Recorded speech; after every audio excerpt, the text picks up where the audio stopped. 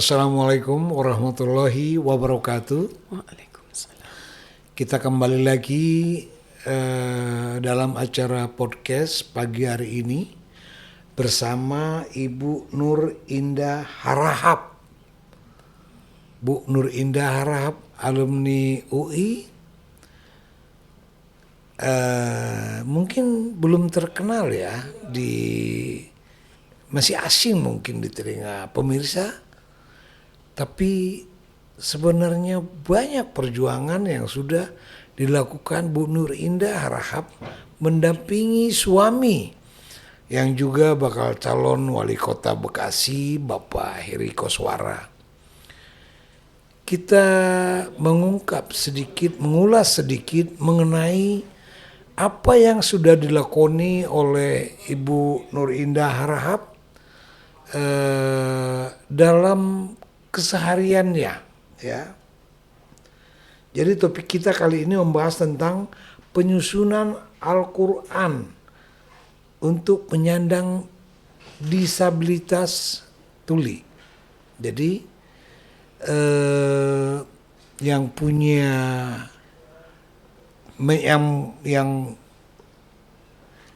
yang ibu ini kebetulan punya putri nomor 2. Siapa namanya, Bu? Namanya Amatullah Basimah. Oh iya. Itu namanya. Panggilannya? Basimah.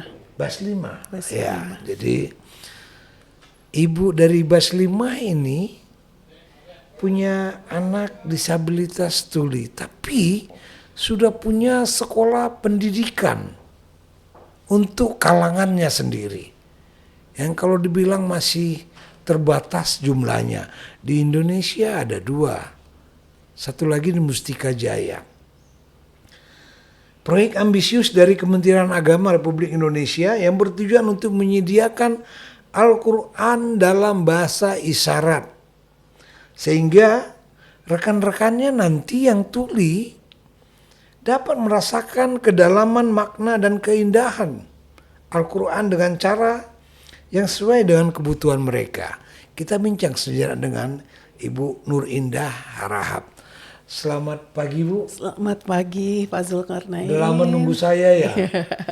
Senang sekali nih dikunjungi Pak Zulkarnain. Iya, kami bersama kru datang ke sini untuk mewawancarai langsung Bu Nur Indah Harahap. Makasih. Asli Sumatera Utara, Sumatera Bu. Utara, ya. Tapi jarang ke Sumatera ya. Dan tidak bisa berbahasa Sumatera Utara. Ibu ini orang Padang Sedumbuan, Sumatera Utara.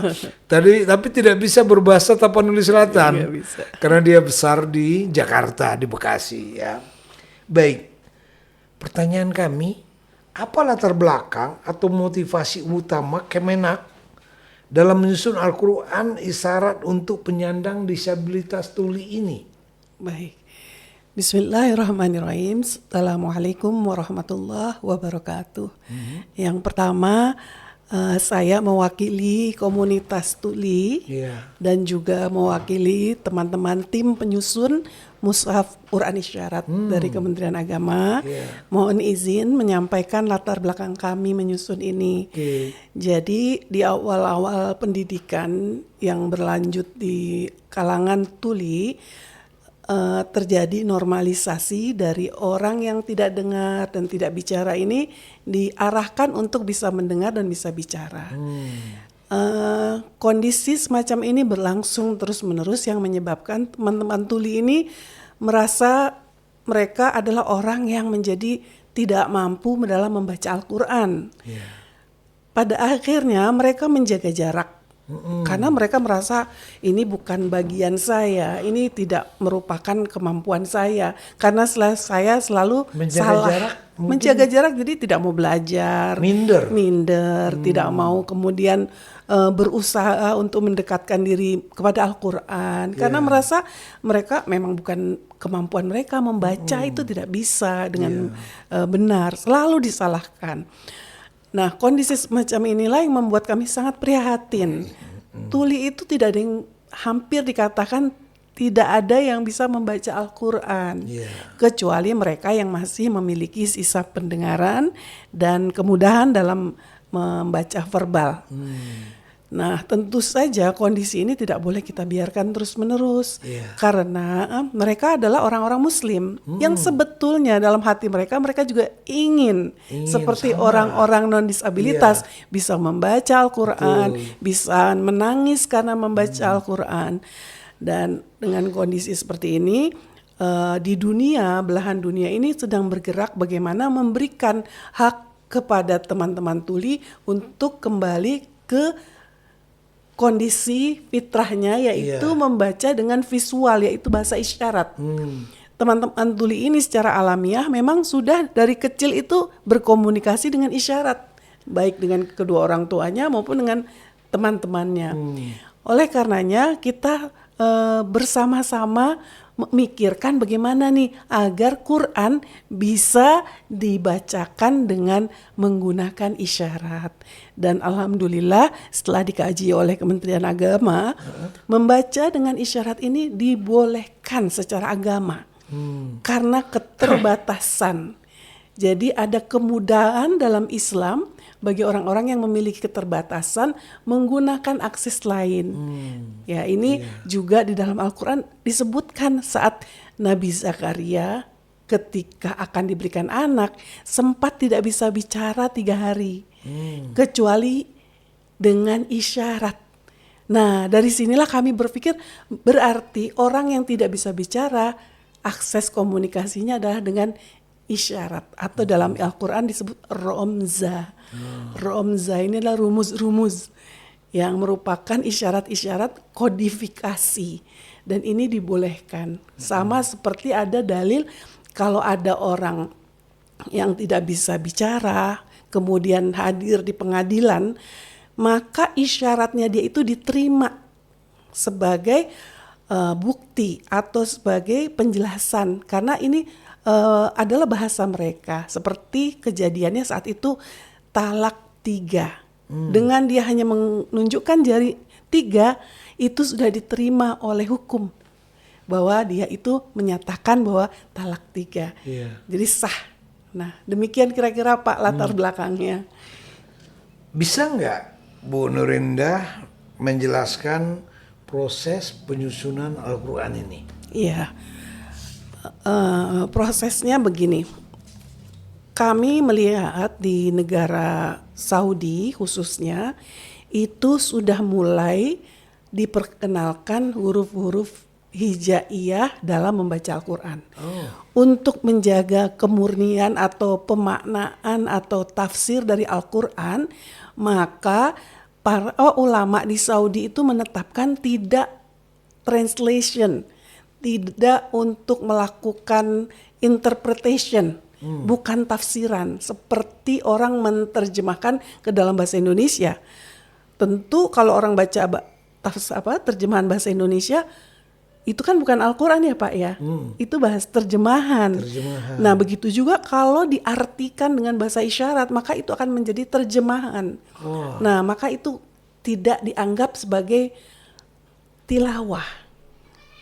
Maka ulama di Saudi itu menetapkan tilawahnya orang tuli adalah menjaga keaslian daripada mushaf Al-Quran dengan kodifikasi per huruf demi huruf. Jadi bacanya itu bukan terjemahan, tapi huruf demi huruf dikodifikasi Pak. Alif seperti ini, ba seperti ini, tak seperti ini. Nah itu proses pertama kami melihat itu.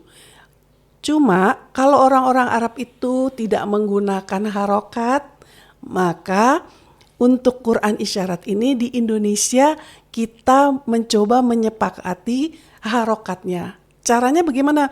Bukan dengan meminta para ahli Quran, orang-orang dengar, bukan. Tapi mengundang komunitas tuli yang ada di Indonesia yang sudah berupaya untuk mengajarkan Quran dengan isyarat, dengan metodenya yang beda-beda satu sama lain. Nah kita menyatukan ini, ternyata masih banyak PR untuk menyusun pedoman cara membaca mushaf Al-Quran ini.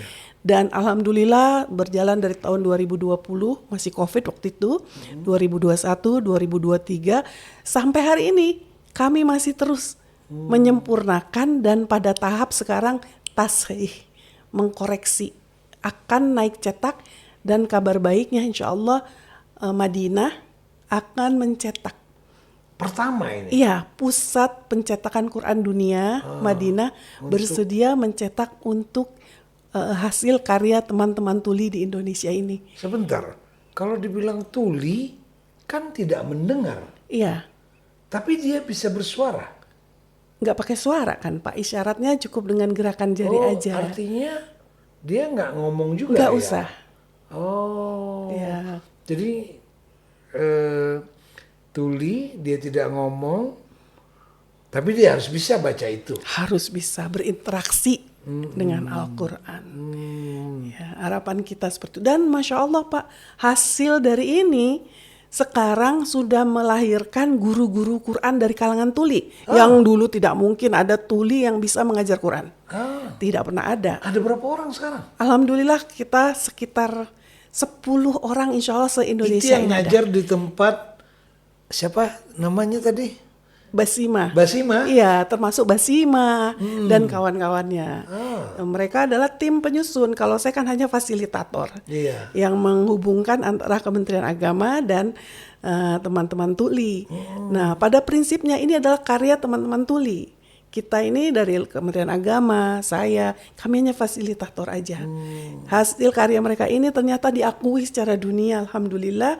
Dan doakan ini dalam proses, mudah-mudahan akan segera. Kapan selesainya buku itu? Sekarang masa tasih, lagi dikoreksi, jangan sampai ada kesalahan. Itu buku yang dicetak biasa. Quran. Ya Quran, jadi Iya. di atasnya tulisan Arab, di bawahnya itu lambang-lambang. Jari Jari, mereka. ya jari mereka, lambang alif, ba, ta dan seterusnya gitu. Ada garis karena kita pakai harokat, Iya. maka ada garis-garisnya seperti itu. Ya. Gimana ya kalau kita harus melihatnya yang mereka baca gitu? Ya menarik. Kalau teman-teman tunanetra itu kan dari tahun berapa di Indonesia itu sudah ada Quran Braille. Iya. Itu juga Kementerian Agama Itu juga. yang kita paham, yang Ya, Quran Braille. teman-teman kan gak ada kendala dalam berbicara ya. Iya. Nah ini teman-teman tulis sebenarnya bisa melihat, tinggal gimana mengucapkannya kan ada hambatan, maka dengan jari-jarinya itulah masing-masing huruf dieja satu persatu. Bisa jadi nanti ada lombanya ini. Di saat itulah nanti akan ada kesetaraan. Kalau MTQ selama ini hanya milik orang dengar, Iya. maka MTQ insya Allah doakan juga akan menjadi milik teman-teman tuli Iya, juga. ada lombanya itu Insya nanti. Allah, insya Allah. Gitu. Inilah kesetaraan yang diperjuangkan. Iya. Equity ini di sisi agama, inilah yang diperjuangkan. Alhamdulillah. Bagaimana Kementerian Agama memastikan bahwa terjemahan dan interpretasi dalam bahasa isyarat tetap akurat dan sesuai dengan makna asli Nah, Al-Quran? betul. Itu yang tadi saya bahas. Kita belum sampai ke sana. Oh, Tapi ini sedang dirintis dengan menyusun kamus kosa isyarat. Jadi misalnya dalam Al-Quran ada istilah takwa. Di Indonesia ini belum ada isyarat resminya tuh belum ada. Nah itu lagi disusun oleh teman-teman tuli juga. Dan yang menjadi fasilitator sekali lagi Kementerian Agama. Kalau misalnya kamus ini sudah berkembang ratusan kata, mudah-mudahan ke depan kita akan bekerja sama dengan para mufasir untuk kemudian menerjemahkan ke dalam bahasa isyarat.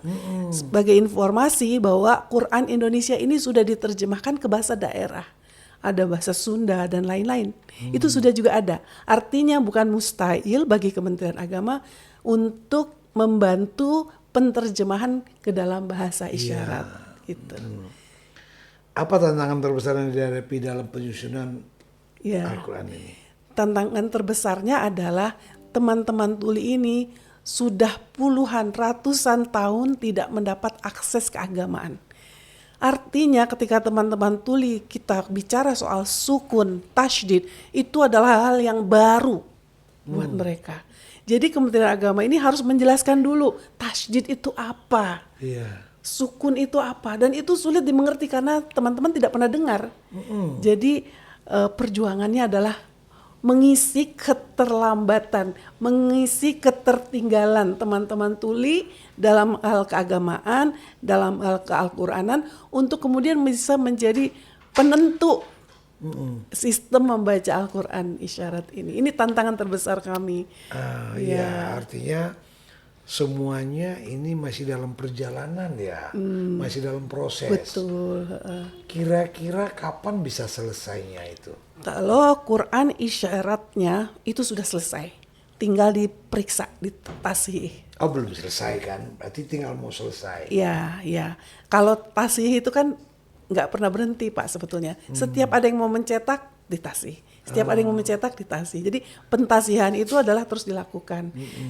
Nah, insya Allah kalau bentuk dalam Quran khusus buat Kementerian Agama sudah ada Pak. Sudah ada. Tapi ketika ada yang mau mencetak lagi, kita tasih lagi. Kita periksa Ada lagi. nggak pelatihan khusus bagi penerjemah ini? Ada. Jadi bukan penerjemah, istilahnya pengajar Quran isyarat. Oh. Karena bukan menerjemah tapi ini kodifikasi Iya. kan ya. Pengajar Quran isyarat ada. Sulit juga kayaknya ya. Bagi yang sudah lancar membaca Quran seperti orang-orang dengar ini udah ngerti sukun, tasdid dan sebagainya, itu cepat. Insya Allah dalam 1 bulan bisa. Tapi memang harus pandai menghafal isyarat-isyaratnya aja. Iya. Karena hanya merubah aja Pak satu persatu. Iya. Bagaimana Kementerian Agama berencana untuk mendistribusikan Al-Quran isyarat ini nantinya? Sekarang sedang berlangsung sosialisasi dan pendistribusian. Dan jadi gini Pak, sebenarnya Quran itu kan kita udah selesai untuk metode kitabah. Ini udah selesai, udah cetak juga sudah. Namun tidak boleh berhenti ya untuk mengoreksi terus. Jadi yang sudah tercetak ini kan mungkin jumlahnya terbatas. Maka Kementerian Agama bekerja sama dengan lembaga-lembaga keuangan yang bisa mewakafkan dananya untuk penyebaran Quran isyarat ini, termasuk pelatihannya. Jadi sekarang sedang berproses, yang mengambil kerjasama ini ada beberapa lembaga, yaitu Baznas yang utamanya. Ini launchingnya oleh Wakil Presiden waktu itu, launching program ini. Kemudian yang kedua ada namanya ISQ Kemanusiaan. ISQ. Kemanusiaan. Kemudian ada juga dari Amazing Wakaf Indonesia dan beberapa lembaga-lembaga kecil lainnya yang turut membantu pencetakan dan sosialisasi Al-Quran ini. Apakah ada rencana untuk menyediakan versi digitalnya? Sudah. Oh sudah? Ya, alhamdulillah. Dan ini sudah attach, sudah terlampir di dalam Quran Android atau Quran iOS punya Kementerian Agama. Jadi sudah ada Quran Kementerian Agama, boleh di-download. Nah, di situ ada attach. Jadi dilampirkan Quran isyaratnya dan terjemahan dalam berbagai bahasa daerah juga sudah ada. Iya. Ya. Apa pesan dari Kemenak soal inisiatif Al-Quran buat orang-orang khusus ini? Ya, prinsipnya saya ini kan adalah salah satu outsourcers dari Kementerian Agama. Saya sendiri bukanlah pegawai staf Kementerian Agama. Saya outsourcers yang membantu dalam penyusunan Quran isyarat ini. Saya yakin teman-teman di Kementerian Agama maupun teman-teman tuli dan semua komunitas-komunitas yang ada di Indonesia sangat berharap akses keagamaan ini bisa diterima oleh semua pihak, baik yang orang non-disabilitas maupun yang disabilitas, baik yang di kota-kota besar maupun di pelosok. Harapannya ini hak beragama bisa diakses ke seluruh Indonesia dan ke seluruh elemen masyarakat. Gitu. Bukan hanya orang non-disabilitas yang menikmati agama ini, tapi semuanya insya Allah. Ada pesan terakhir Ibu? Para pemirsa TV MUI yang dirahmati Allah, saya senang sekali menjadi bagian dari tim penyusun Mushaf Quran Isyarat ini, dan saya berharap aktivitas kita di saat ini merupakan salah satu amalan kami untuk mensosialisasikan Quran isyarat bagi masyarakat disabilitas tuli. Jika ada yang membutuhkan, jangan sungkan untuk langsung saja menghubungi pihak-pihak yang mengetahui tentang keberadaan Quran isyarat ini. Mudah-mudahan Allah beri kemudahan buat kami dan kita semua untuk lebih dekat lagi dengan Al-Quran. Demikian. Baik, pemirsa sahabat MUI TV Kota Bekasi yang kami hormati, demikian bincang kami dengan Ibu Nur Indah Harahap, istri bakal calon wali kota Bekasi 2024-2029 yang memang banyak kesibukannya sebagai outsourcing daripada penyandang disabilitas tuli tadi. Sampai ketemu di lain waktu. Assalamualaikum warahmatullahi wabarakatuh.